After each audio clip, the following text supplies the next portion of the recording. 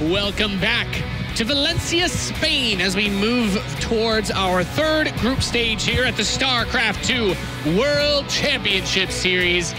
It's our third circuit event of the year, and as the tensions are rising, so are the quality of the games. I'm Nathanius, joined on the desk by Maynard and Artosis. Artosis. Yes. You seemed so excited about Group Stage 3. Gush to me. Well, it's Group Stage 3. Valencia seems to be shaping up to be the best WCS of the year. The matches already have really kind of surpassed even our expectations coming in when all of us thought that.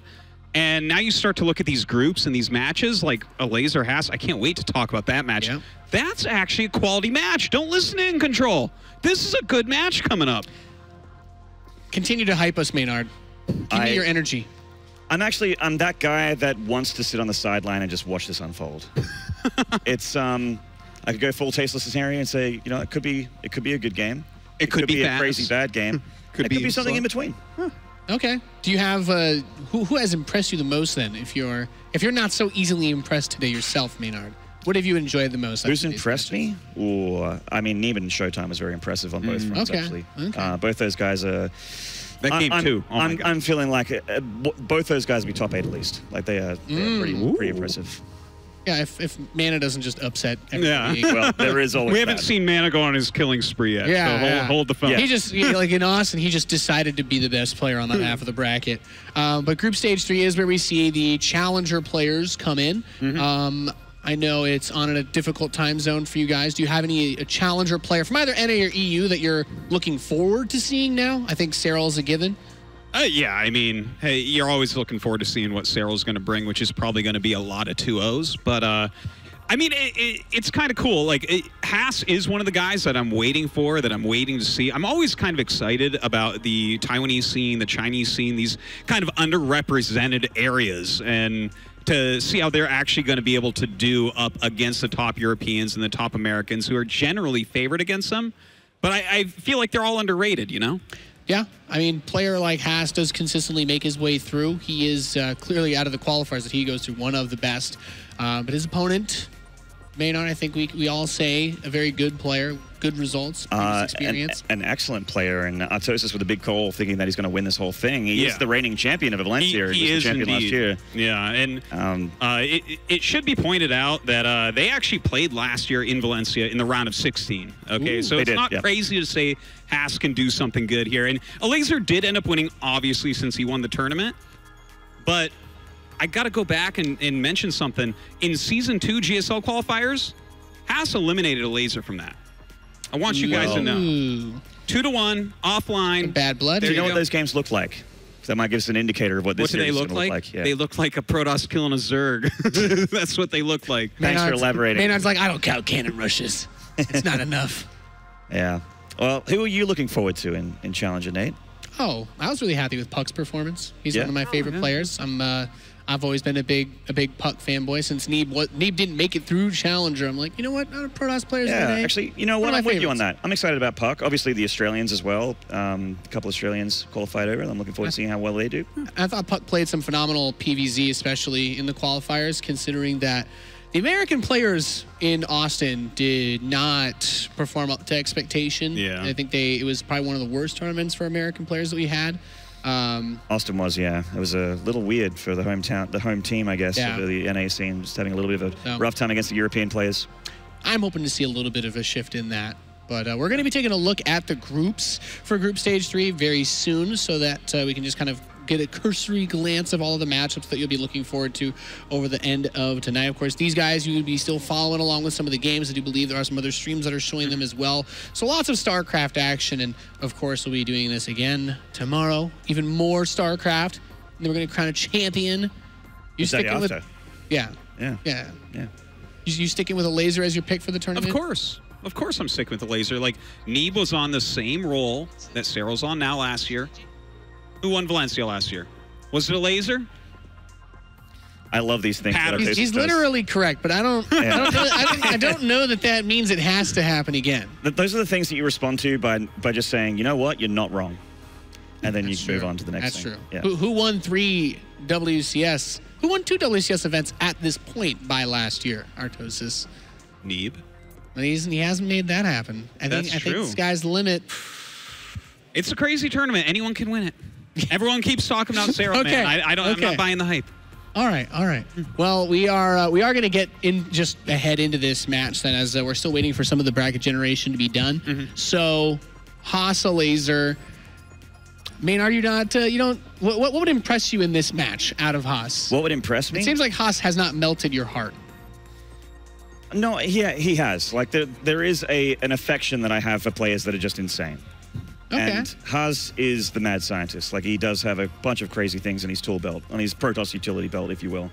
But what would impress me is if he turns an incredibly horrible start to a game into a victory. Because it feels like Haas usually gets that leg up early. Fail and him win anyway.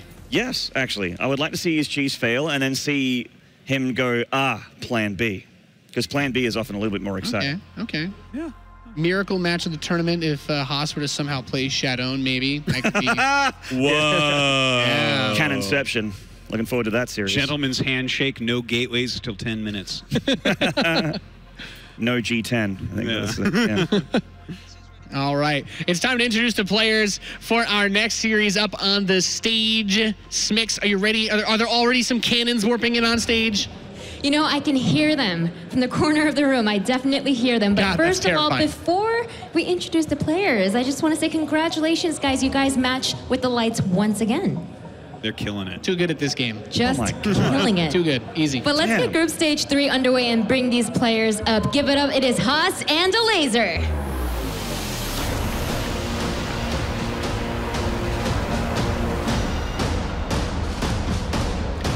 Our players head to their computers for a duel of skill, endurance, and cheese. Haas, a very dangerous player. I think especially when you have to go up against someone like him in best of 3s. You come into a new tournament, you don't know quite what he's got up his sleeve, Artosis. No, you never really do, and everyone discounts Haas. Everyone all the time, but he is so dominant in his region. He wins every time. He barely drops maps. He's more dominant over there than Cyril is in Europe. So, you can't underestimate this guy. He's so deadly. Well, Elazer, an extremely scary European Zerg, and he is from a region that I'm sure we'll all agree is a lot more competitive than Haas's, and his ZVP is not too bloody bad either. He faces the likes of, Drogo, Mana, all those scary Protosses, Showtime, very regularly on ladder. And, Haas is a different kind of beast. He's not a turtle Protoss, that's for damn sure. We're not going to be seeing fast third Nexus with a couple of Adepts sitting between a pylon with a shield battery and an Oracle over the top, which we're used to in every other PvZ. Yeah, anytime you see that from Haas, it's a fake. That's when you really know he's going to attack you. He took a fast third Nexus. Yeah. No, there's cannons somewhere. Incoming 30 Adepts. Yeah, well, does Elazer's loss then, when we talk about the weird series he had against Shadowne earlier, does that give us an indicator that maybe he's not so great against the aggressive Protoss play, or at least at that level of cheese? It could be, right? Some of these builds are just kind of popping up and killing off these great Zerg players. All right, well, let's find out if he's got what it takes to stop him. The game is ready. It's time for Haas versus Elazer. Thank you very much, Nathanias and the guys. Great job breaking that down. I'm Ken van der Kooi, also known as Rotterdam, and I'm here with my one and only Protoss human brother, Johan Le Todd Merlo. Todd, is it going to be Todd or the romantic human? You can choose. It's not about me, it's about these guys. A fantastic Protoss versus Zerg shaping up and starting in the bottom left-hand side of the map, playing as the blue Protoss. He's already got a probe headed across the map. It is Haas. That won't be the only probe that's heading to the other side of the map. I think he was sending out one more. We all know this man's reputation, but he's still so damn fun to watch. Of course, this man is familiar with him. They went up against each other quite a few times in the past. Most of the time he was victorious. He is your WCS champion from last year, Elazer. He took a picture of his trophy before he came here and said, I'm ready to defend it. I feel like he started the meme with that. I already started seeing a couple stuff like this from Hearthstone as well, talking about one of his trophies. But yeah, Elazer, during his run last year at Valencia, he actually did meet Haas in the round of 16, and he was able to win 3-1. He's 4-1 historically against Has, but the last encounter was the one that Has won in a GSL qualifier, including some cannon rushes. So I asked Elazer about this and asked him how the games went down and what he was expecting, and he was like, I feel confident. I've been training against cannon rush. Well, have you now? Well, because it looks like this isn't going to be stopped here anytime soon. No, I don't think you can stop this anymore at this point. These cannons will finish up. Now, of course, Elazer doesn't have to worry about his main because he can potentially get a spine crawler. He's already sending out another drone. But this hatch on the low ground, Johan, that one is definitely in a lot of trouble. Is he going to... No. Is he going to cannon in that little corner? Is that even a thing? Yeah. Gonna make it on the right-hand side right there. You can just put a drone on patrol and then you can never warp in a cannon there. Yeah, but will he? I guess cannons can take care of the drone. Okay, the Roach one has already gone down for Elazer. Now, it's very important to keep track of the drones that are currently being sent outside of the map. What is Elazer gonna do with this drone? Is this a full wall off? Yeah, it is. Well, that's not gonna work. Yeah, does he proxy a hatch elsewhere? Like, it just feels like it's so late already, right? Stargate already starting from Has.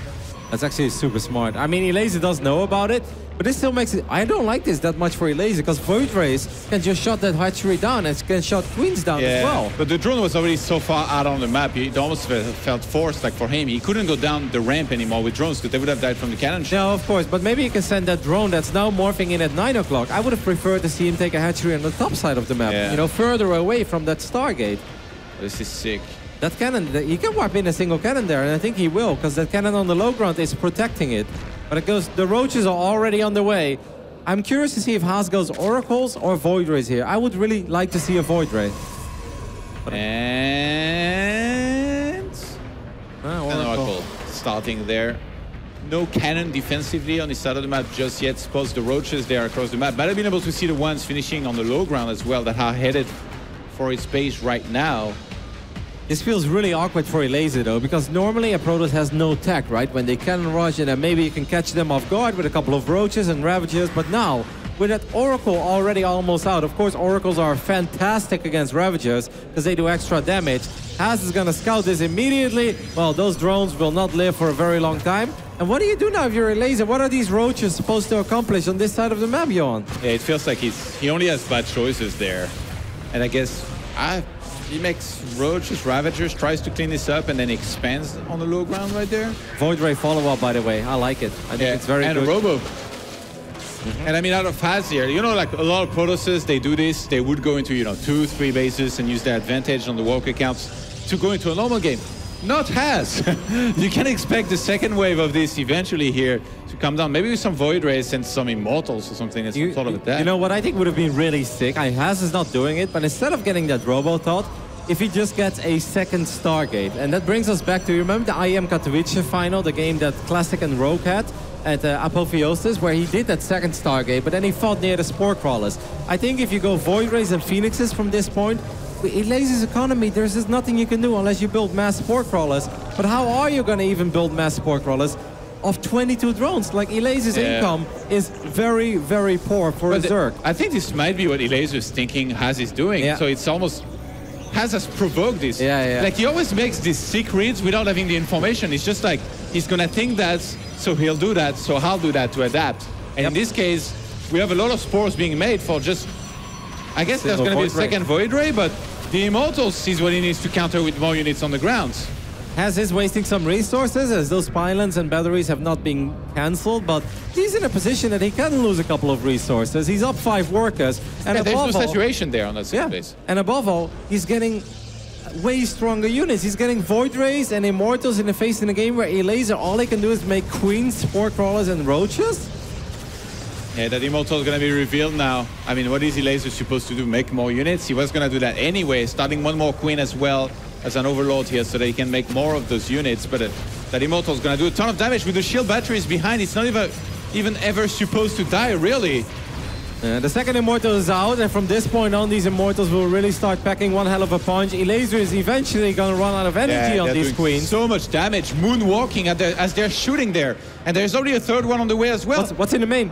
a single sport, that's not going to be enough. 2 Void Rays and an Oracle. I love this counterattack by Haas. He doesn't need those units at home, Johan. He needs the Immortals at home. And as long as he doesn't straight up die here, these Void Rays are going to kill everything. And 4 shield batteries are up on his side of the map. Elazer, the pressure is on him. He has to attack. He has to end the game right there with all of those units. Force field lands. The shield batteries still have a little bit of energy. Yeah, recall is available as well. So if things truly get too dicey, he can always recall those Void Rays. And as long as he can push the creep back, these Void Rays are going to do more than fine against these queens that have no energy. Yeah, those Immortals strafing between the corrosive bite shots there. Has his cleaning up on his side of the map, and I think he's got it, Roddy. The defense was there. Queens left over by themselves with the 1 Ravager that's about to die. Nice transfuse at the last second. Yep, and there's that recall as well. He did lose 1 Immortal so far. But now he recalls the Void Rays. These queens are off creep. The Spore Crawlers are not here to help. And I think that's going to be all she wrote for game number 1. The Taiwanese madman Haas takes the 1-0 lead here. And he did it in the most Haas way possible. This was a crazy game, but for this guy, I feel like this is just another day at the office. He has games like this every day on the ladder, and he upsets Elazer yet again here. Do you think Artosis is starting to get a little bit worried now about his prediction? I think at this point, if Artosis still gets worried about his predictions, there's something wrong with him. He's never right, basically. Because he should be used to it by now. Is that what you're saying? Yeah, pretty much. Of course, it's just the first game of a best of 3. Plenty of opportunity for Elazer to bounce back. And even if he would lose this series, he's by no means eliminated of the tournament. He will go into the lower bracket match of this group. And this group, by the way, is completed by Special and Zanster. All groups are stacked, but I mean, looking at this, it's like, well, it's much better to win that first matchup. Like, you're in a more comfortable position. But all the groups are super stacked here in this group stage number 3, aka round of 32, with all challenger players finally joining the players from group stage 1 and 2. Yeah. But yeah, Haz was very dominant. Like the Death touch on this, 16-1 in maps in the Taiwanese qualifiers, including wins over Gogo, Joey, and Rex, who finished second. So very, very clean, very dominant over there. You know what's crazy, by the way? I'm gonna go full Wolf Schroeder on you over here. But Haz, just a couple months ago, he was bald. He shaved off all his hair. When I was in China for WSG, which was in the middle of March, somewhat towards the end of March, Haz was bald. Look at how much hair he's got right now. How's that possible, Johan? Yeah, it's kind of weird. It's like a reverse Muslim or something. How did he do in the tournament over there? He didn't do well. Yeah, so he grew his hair back. He was he was experimenting. He's like, how well would I do with no hair? He's like, whoa, let's get it back real fast.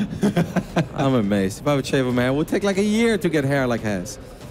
Yeah, Elazer has to be worried here at this stage. Recently lost in the GSL qualifiers to Haz, and now down 0-1.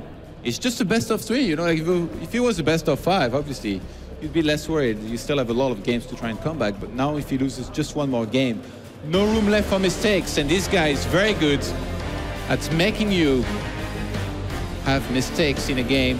This is cannon rushes and unconventional style. Starting at the bottom right-hand side of the map. Already again with a probe going across the map. Playing as the blue Protoss, it is Haz.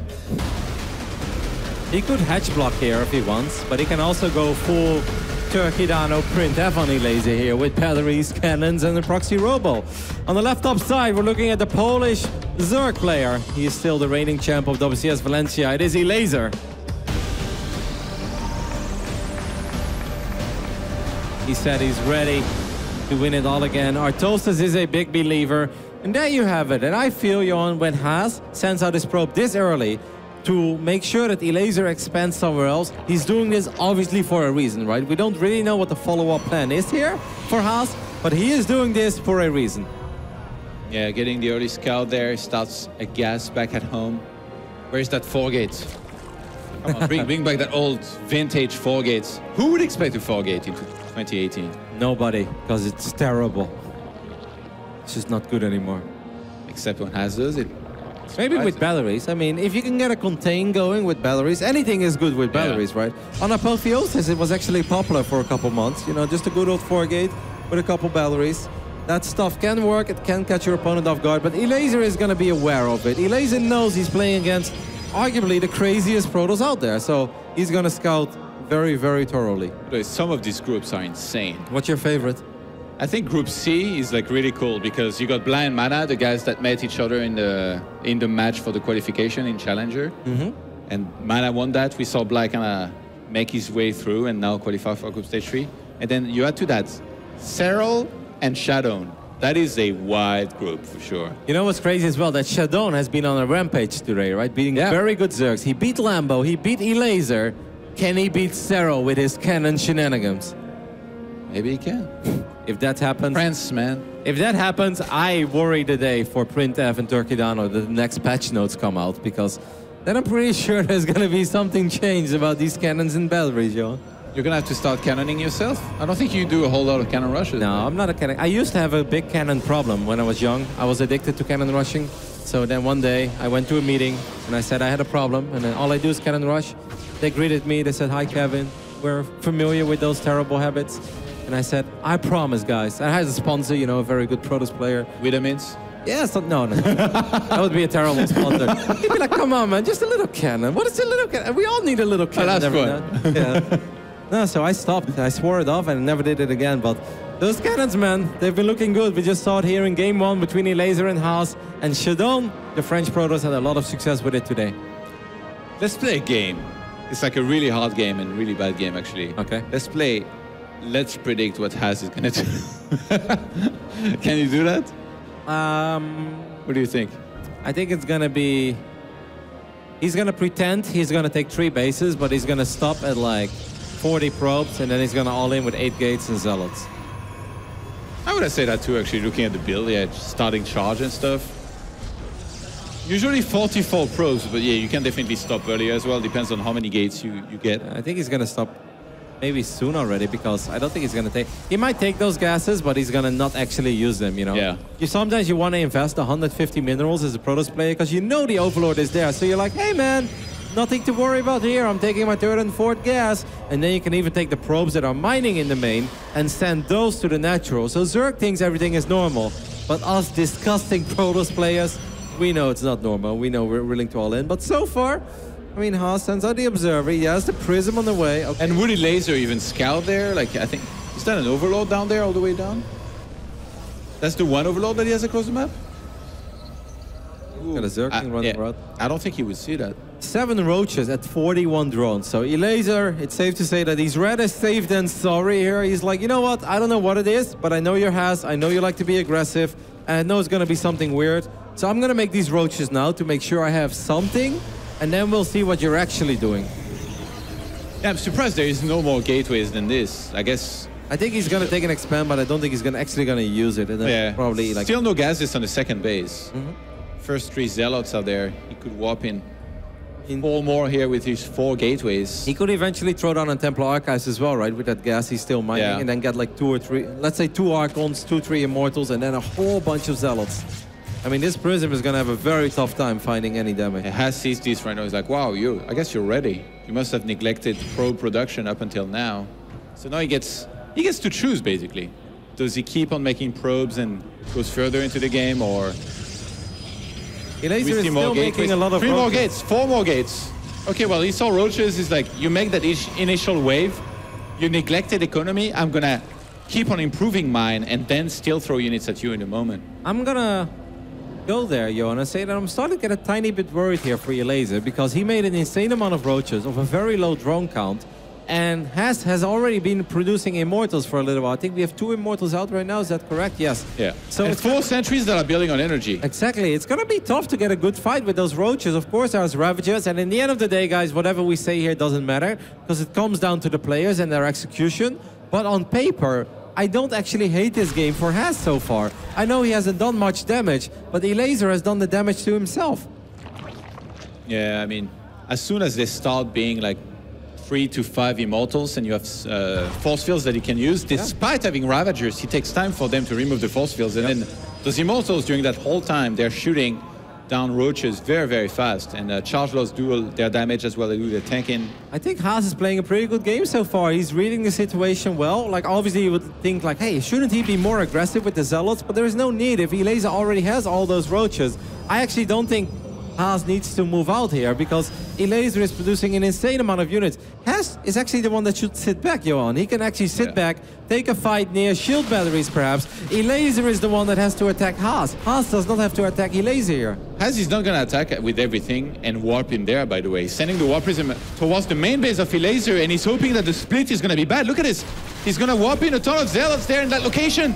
There's not enough Entire to take down the warp prism very fast, so Elazer has to send back a lot of roaches, but then his third base is going to be under siege. Elazer is going to be force field. He's sending way too much. He was sending everything for a split second, already losing 7-8 drones. The prism does live for now. On the right side there, we do see the first wave of force fields go down. I still think this is a risky fight for Haas, though, because now he has no prism. Haas, you want to get out of here, because if he loses all the Immortals, Johan, he's going to be in a lot of trouble. Oh my god, that prism lives?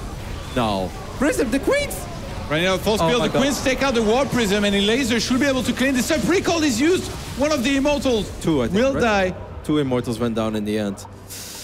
And 21 drones have been killed during all of this. So that's 33 walkers to 51. Elazer trying to re-drone back up, but he's got upgrades going here. I think Haas could have got that done without losing those 2 Immortals in the end, but it was still good, right? Like, yes, Haas is still down in army supply a little bit, but we're talking about Immortals versus Roaches. A lot of sentries in the mix as well. A couple shield batteries are here. He's going to warp in more sentries, and Elazer is playing a very dangerous game, because if he loses this army, Johan, that could very well be it. Yeah, it's only 2 Ravagers, so he cannot really remove all of the force fields there. Look at his Roaches, sitting ducks between those force fields there. Haas looking to try and clean up. I guess Elazer knows that he's so low on the walker count that he wants to try and trade some of those units, but it's not being effective at all right now. Don't forget about the upgrades as well. Our Taiwanese Protoss got +2 on the way. He still has his Immortals alive. 34 Roaches went down. What do you do now if you're Elazer? I think the only thing he can do is drone up further and then throw down that Hydra then, right? Against this army, you really want to have Hydras, because there is no Storm. There aren't even Archons in the mix as well. No Disruptors either. This is an but army. Haas could transition for sure as well. This Colossus. Johan, this is Haas. Well, he does transition when he needs to sometimes. But, does he though? He still didn't take the gases, by the way. He's still on only 2 gases. That's crazy. That's why, like, just making Roaches against pure Zealot Immortal in general is not gonna cut it. And I love the way that Haas has played it, don't get me wrong, guys, but I think Elazer has played kind of a stubborn game here, has been misreading it a little bit. He went into a panic mode, I think that's the problem. He was like, okay, it's Haas, he's gonna attack again with everything, but Haas actually built up economy and got a trade. Good land. He could trap a couple of these Ravagers, and that's exactly what he does. Zealots come in from the right side as well, and I actually think that our Polish Protoss is in a lot of trouble here, because I have no idea how he's going to clean up all these Immortals and Zealots that are in the main and at the third base as well. There's some really good micro as well from Haas, pulling back from this corrosive pile.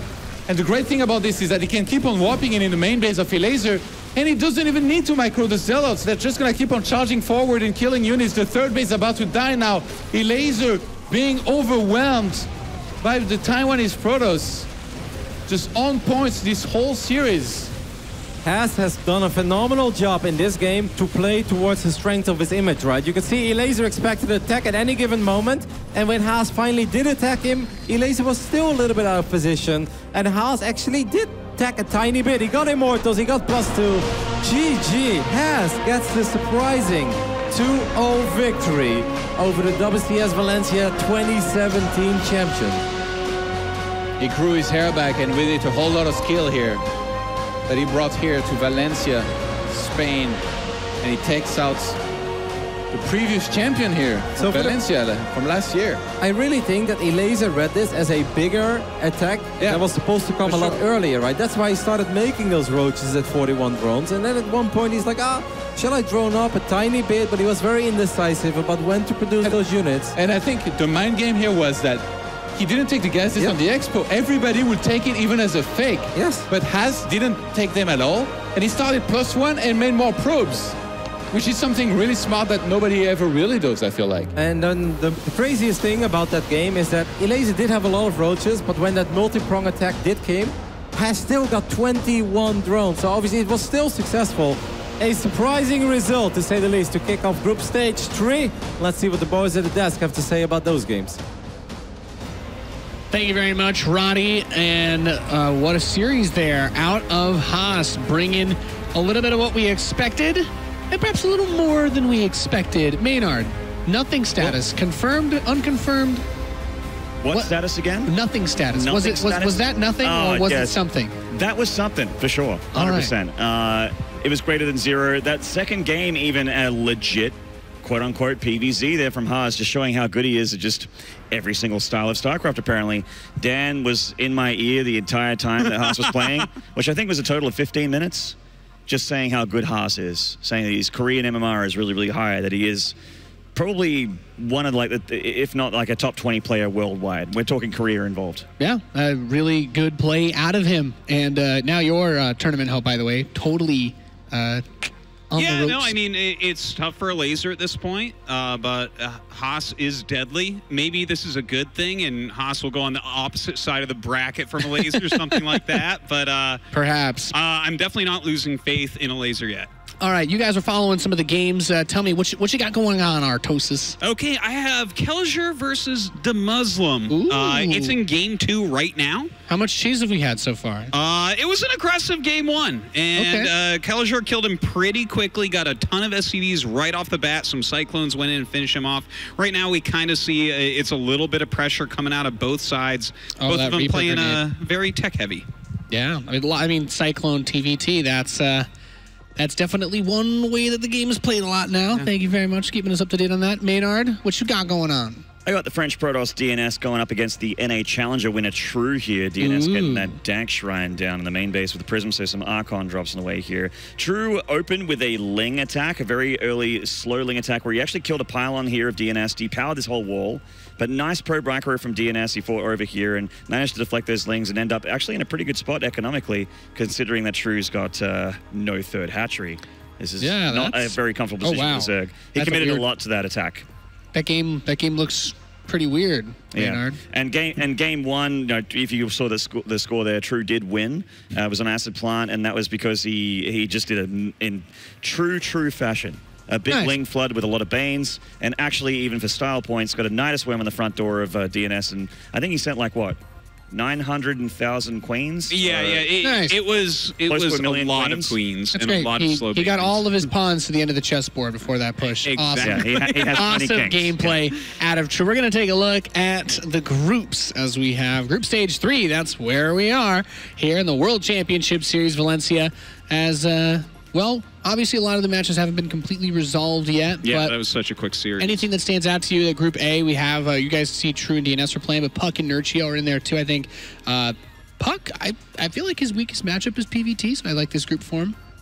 Oh, okay. Yeah, I mean, he did a good job in the Challenger and all versus Silky, who was able to take out Neeb, right? So maybe you can give Nurchio a run for his money. Nurchio doesn't look unbeatable at all this weekend so far.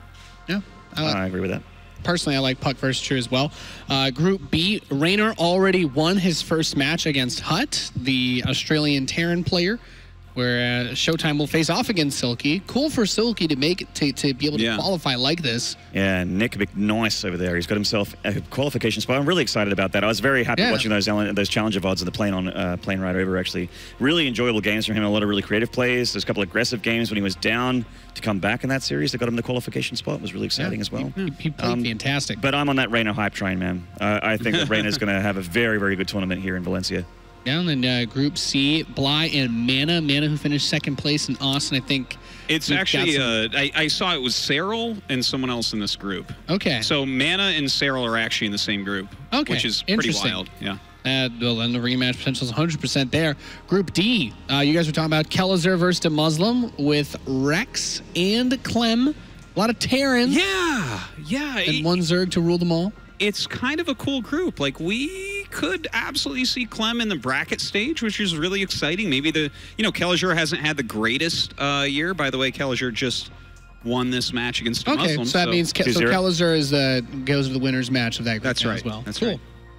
That's awesome. A round of getting through our Group Stage 3. Group E, we have Drogo, Scarlet, Euthermal, and Cloudy. Really good.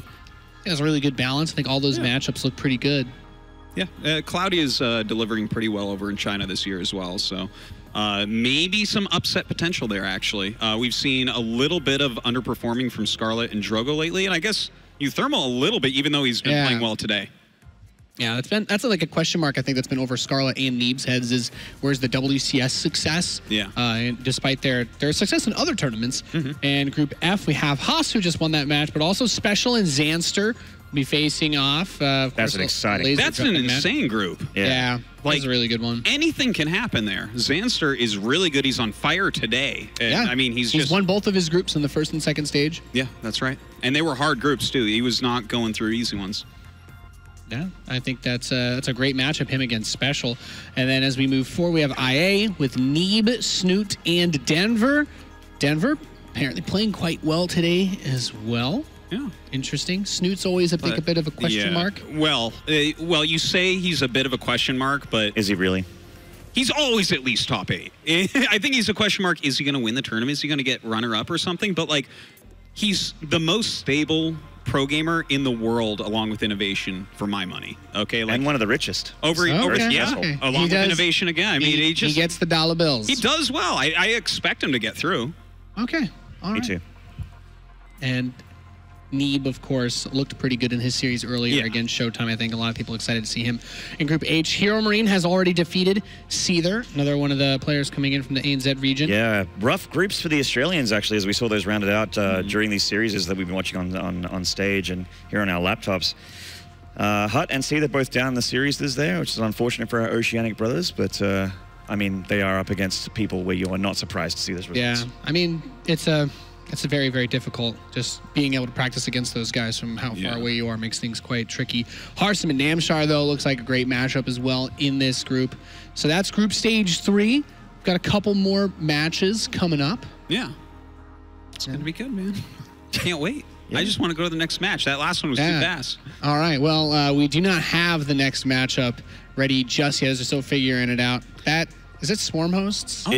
True went Swarm Hosts a little bit earlier, yeah. He actually only had 4 to begin with, and he was harassing the main base of DNS, like just, up here and then pumping out some Locusts to sort of harass up here. And DNS, with these Phoenixes, has been actually doing a good job defending against the Locusts and also picking off Swarm Hosts here and there. But True's really starting to run away with this. We've got a lot of army supply, and DNS is very late on these upgrades. DNS is building so many shield batteries there too. This is weird. I haven't seen this interaction before. Yeah, this many shield batteries. Phoenix versus Swarm. It's like, well, you can shoot them out of the air before they land, right?